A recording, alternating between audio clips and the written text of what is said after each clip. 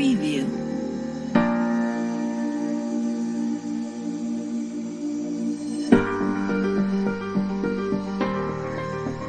Preview.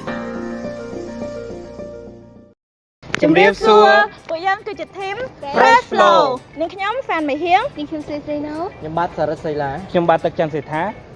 ហើយពួកយើងគឺជានិស្សិត Computer Science មកពីវិទ្យាស្ថានបច្ចេកវិទ្យាកម្ពុជា សម្រាប់ topic ដែលពួកខ្ញុំជ្រើសរើសគឺ AI in agriculture ហើយសម្រាប់ថ្ងៃនេះដែរពួកខ្ញុំនឹងបង្ហាញអំពីបញ្ហាដែលកសិករគាត់ជួបប្រទះជាមួយនឹងដំណោះស្រាយដែលពួកខ្ញុំបានប្រើប្រាស់ AI ដើម្បីដោះស្រាយបញ្ហាប្រឈមនេះជូនទៅដល់កសិករ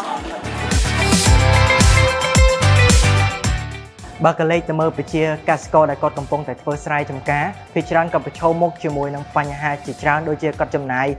ពេលវេលាច្រើនក្នុងការត្រួតពិនិត្យទៅលើបញ្ហាស្រូវរបស់គាត់ដូចជា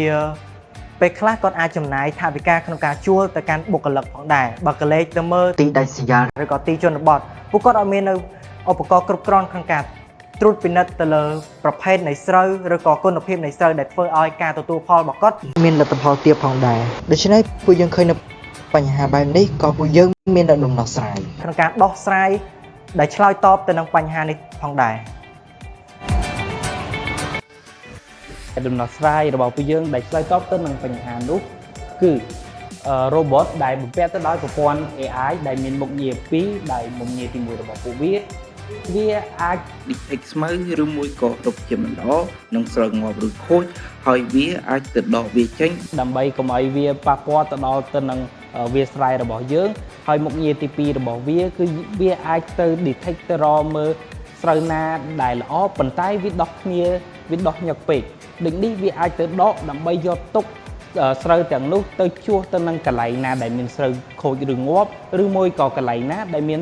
ស្រូវវាដោះតិចពេក ស្របទៅនឹងបញ្ហានៃកសិករបានជួបប្រទះពួកយើងបានផ្ដល់នូវដំណោះស្រាយមួយចំនួនទៅកាន់ពួកគាត់ដូចជាកាត់បន្ថយកម្លាំងពលកម្មមកនៅត្រឹមចំណុចតិចចំណេញពេលវេលា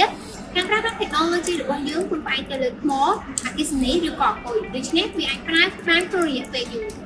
និងទី4ការចាប់យកទិន្នន័យនិងបញ្ជូនទៅកាន់ប្រព័ន្ធនិង analyze ដើម្បីធ្វើផែនការទៅថ្ងៃខាងមុខ ការបោះស្រាយប្រធានបទនិង project របស់ពួកយើងបានមកដល់ទីបញ្ចប់សូមអរគុណអ្នកទាំងអស់គ្នាដែលបានមើលវីដេអូនេះ